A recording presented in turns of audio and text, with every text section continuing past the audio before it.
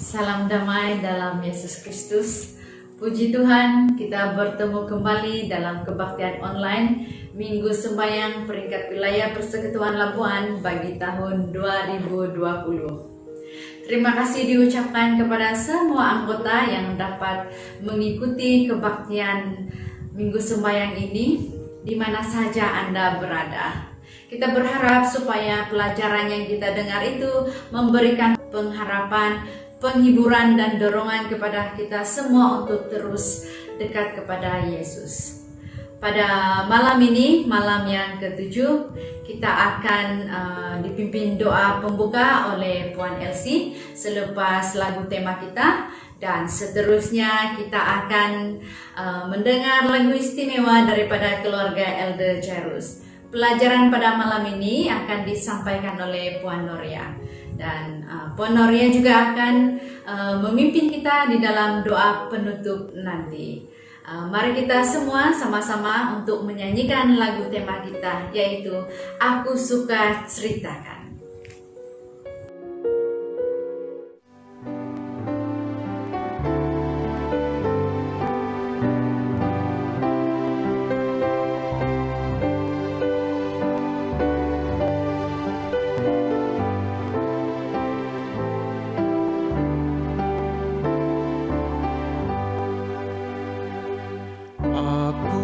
Suka ceritakan yang ada di surga, yang penuh kemuliaan, hak kasih-Nya Tuhan.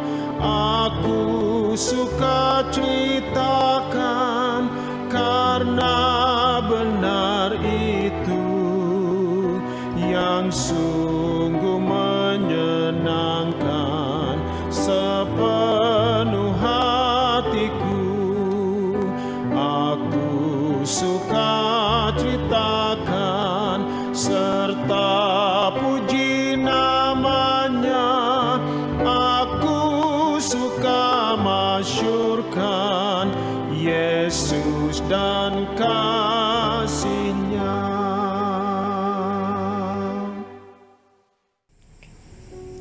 Mari kita bersatu dalam doa.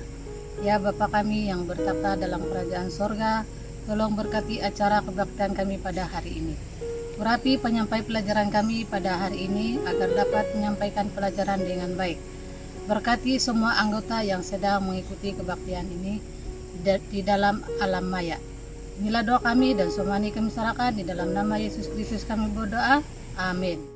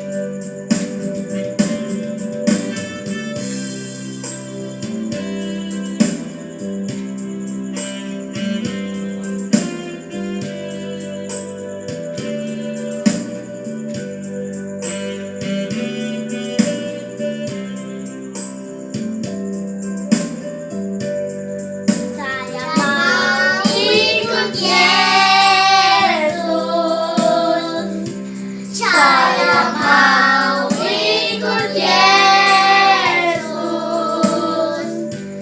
sampai selama-lamanya.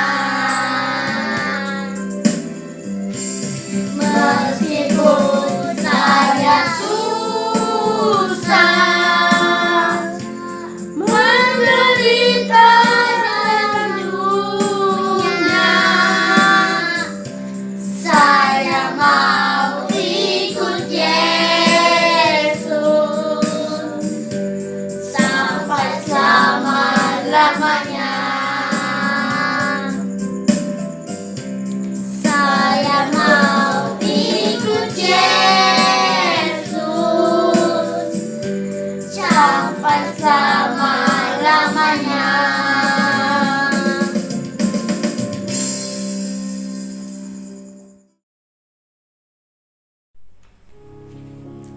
Shalom, selamat hari Sabat, selamat bertemu kembali di dalam program Minggu Doa Kita.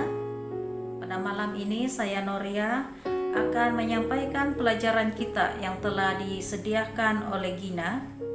Dan fokus pelajaran kita malam ini adalah berkaitan dengan isu seksualiti dan gaya hidup Kristen. Kita mulakan pelajaran kita dengan satu cerita pendek mengisahkan seorang gadis yang bernama Monica. Monica dibesarkan di dalam keluarga Christian Seventh-day Adventist, dan semenjak kecil Monica telah didedahkan dengan kehidupan gaya hidup Kristen. Apabila meningkat dewasa, Monica telah jatuh cinta dengan seorang pemuda yang bernama Mark, yang ketika itu merupakan rekan pelajar di sebuah college Adventist. Seperti pasangan bercinta yang lainnya, Mark dan juga Monica sering meluangkan masa bersama, sehinggalah pada satu tahap mereka berdua telah terlanjur di dalam perhubungan mereka. Apabila situasi ini berlaku, Monica sering dihantui dengan perasaan bersalah. Walau bagaimanapun, setiap kali rasa bersalah ini hadir di dalam dirinya, Monica memujuk hatinya dengan berkata seperti ini, "Bagaimanakah sesuatu yang terasa begitu baik boleh menjadi salah menurut Alkitab dan juga menurut pandangan Tuhan?" Mark dan Monica tidak bersendirian di dalam isu ini. Menurut Pusat Statistik Kesehatan Nasional yang berpusat di Amerika Serikat, 88,8% wanita yang berusia 15 hingga 44 tahun dan 89,9% lelaki berusia 20 hingga 44 tahun telah dilaporkan terlibat dalam hubungan seksual pra-perkawinan dengan usia rata-rata pengalaman pertama mereka di dalam seks adalah pada usia 17 tahun. Sudah tentu seks sebelum perkawinan adalah salah satu daripada beberapa dosa seksual yang dilarang di dalam Alkitab.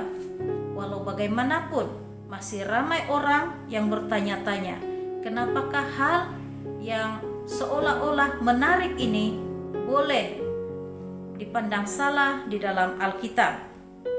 Mari kita pelajari seterusnya apakah yang dikatakan oleh Alkitab mengenai hubungan seksual pra-perkawinan ini.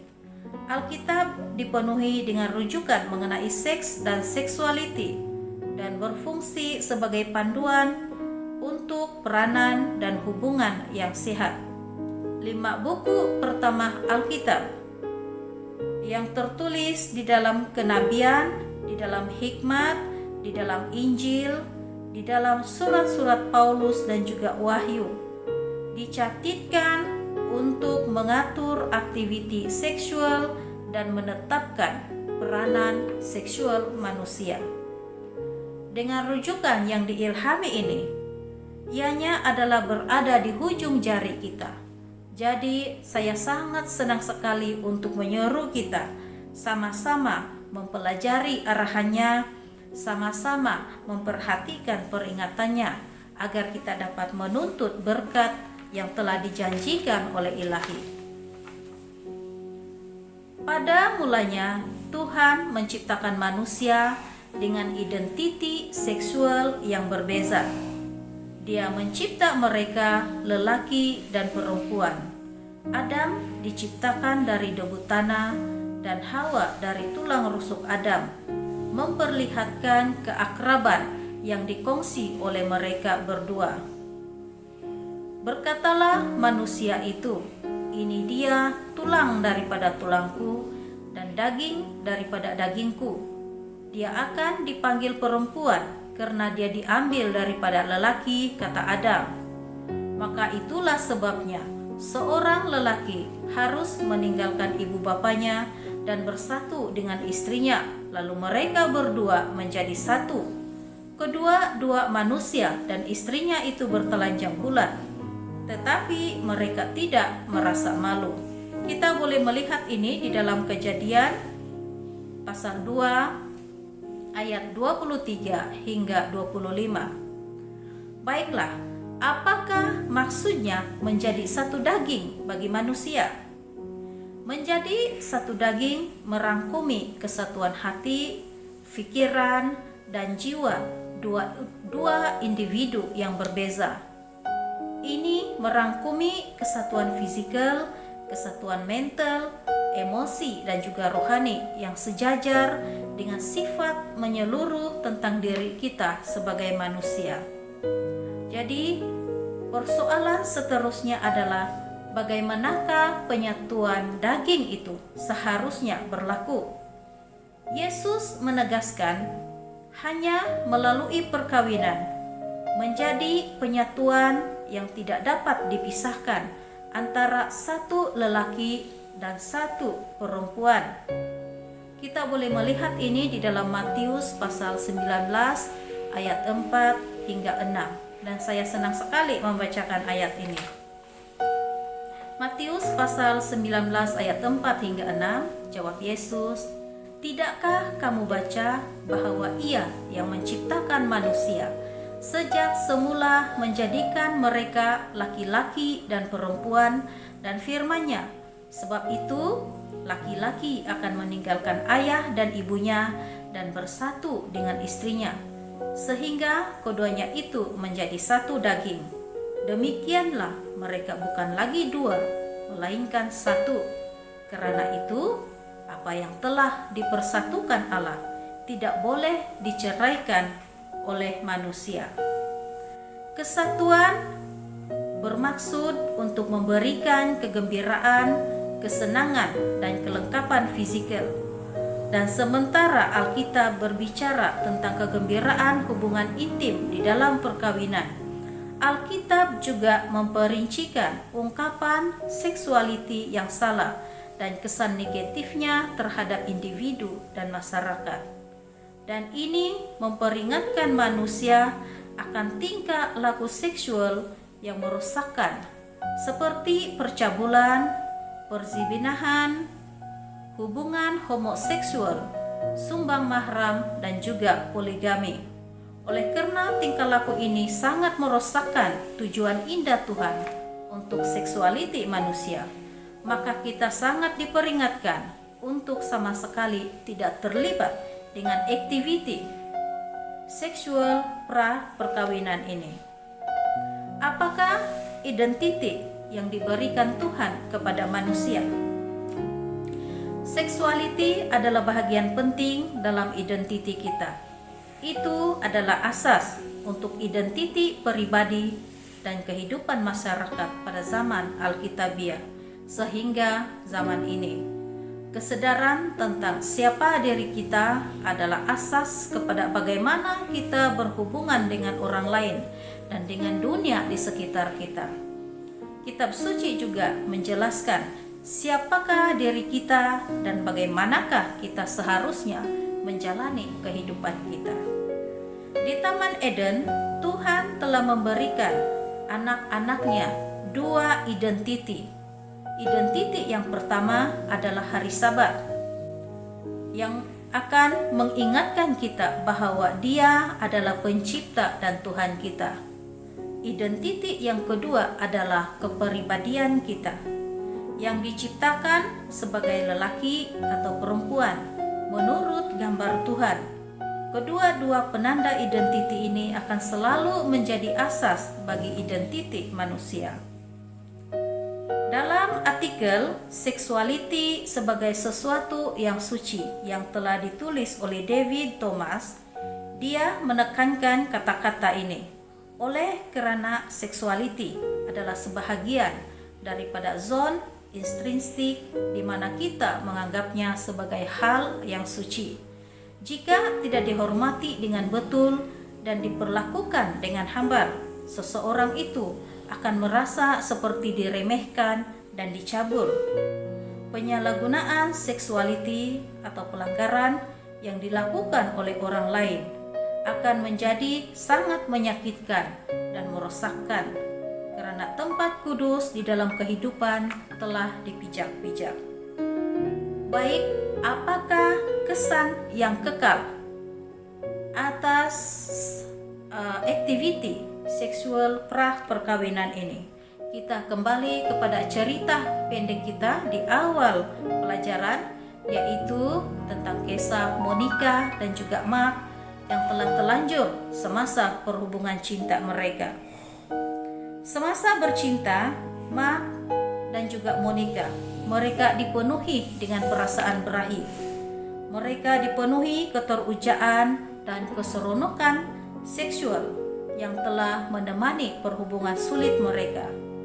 Tetapi akhirnya mereka berdua sama-sama mengalami perasaan bersalah, sama-sama mengalami kesedihan, ketakutan, dan juga penyesalan. Dan pada akhirnya mereka berdua sama-sama membuat keputusan untuk berpisah dan membawa parut luka yang mempengaruhi pribadi di dalaman mereka. Perkara ini merosakkan persepsi diri dan juga hubungan mereka dengan orang lain, dan hanya pertaubatan akan datang apabila kita kembali kepada Tuhan. Ada dua contoh yang terdapat di dalam Alkitab.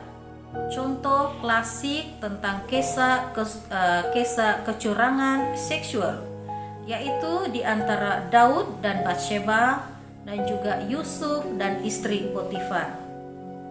Untuk kisah Daud dan Batsheba tercatat di dalam 2 Samuel 11. Tuhan telah memberkati Daud dengan berkat yang terbesar dan kerajaannya berkembang dengan kuat.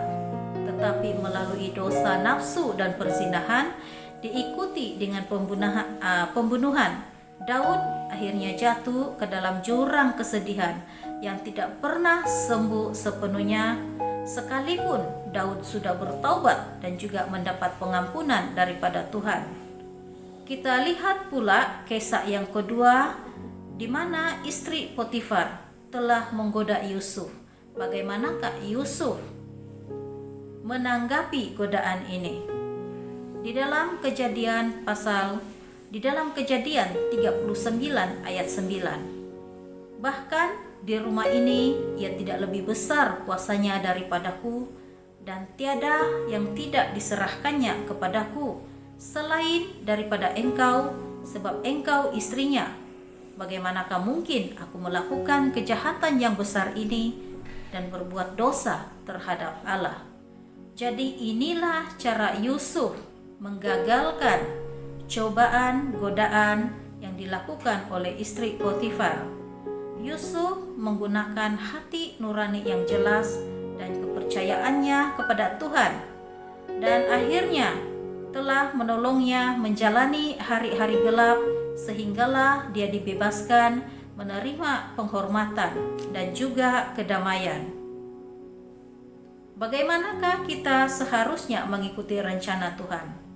Tuhan tidak pernah bermaksud agar kita mengalami banyak kesan negatif akibat hubungan seksual yang tidak sah dan tidak wajar. Dia telah memperingatkan kita bahwa pemikiran yang tidak suci juga adalah sangat berbahaya, seperti halnya pornografi dalam semua jenis dan bentuknya. Kita boleh lihat ini di dalam Matius pasal 5 ayat 28 dan Mazmur 101 ayat 3. Dan sekali lagi saya begitu senang untuk membacakan ayat ini. Matius pasal 5 ayat 28, tetapi aku berkata kepadamu, setiap orang yang memandang perempuan serta menginginkannya sudah berzina dengan dia di dalam hatinya. Mazmur 101 ayat 3. Tiada kutaruh di depan mataku perkara dursila, perbuatan murtad aku benci, itu takkan melekat padaku.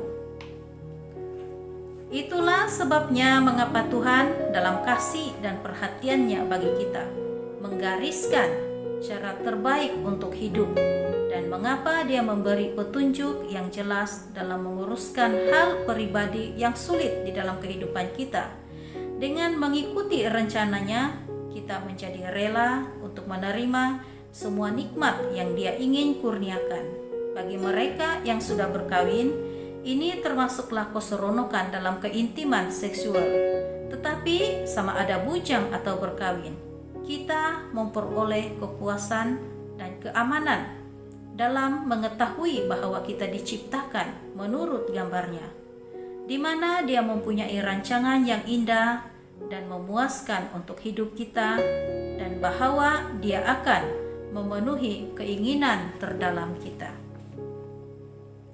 Sebagai mengakhiri pelajaran kita pada malam ini, ada dua persoalan penting yang kita wajib jawab di dalam diri kita masing-masing. Soalan yang pertama berbunyi seperti ini: bagaimanakah identiti pribadi dan seksualiti itu berhubung kait? Soalan yang kedua, apakah tujuan Tuhan untuk seksualiti manusia? Sekian untuk pelajaran kita pada malam ini. Mari kita mengakhiri pelajaran kita dengan doa. Tuhan, Allah Bapa kami yang bertata di dalam kerajaan sorga, terpuji termulai Engkau Bapa, karena Engkaulah Allah yang layak disembah dan Allah yang layak dimuliakan. Terima kasih ya Bapa, karena di dalam setiap pelajaran yang telah disampaikan oleh hamba-hamba-Mu, kami telah menerima teguran-teguran untuk memperbaiki kehidupan rohani kami. Demikian juga pada malam ini, Engkau telah menegur kami agar menjauhkan diri dan sama sekali tidak terlibat dengan kehidupan ataupun perhubungan seksualiti di luar perkawinan. Karena bukan sahaja Alkitab, Engkau juga tidak menyenangi tindakan-tindakan seperti ini. Ya Bapa, kiranya Roh Kudus-Mu terus menuntun kami, membimbing kami, agar kami diberikan kebijaksanaan, bukan sahaja untuk mendidik diri kami, tetapi juga anak-anak kami, agar menjauhi perhubungan yang tidak sehat seperti ini. Terima kasih ya Tuhan, semua ini kami serahkan di dalam nama Yesus Kristus, Tuhan dan Penebus kami. Amin.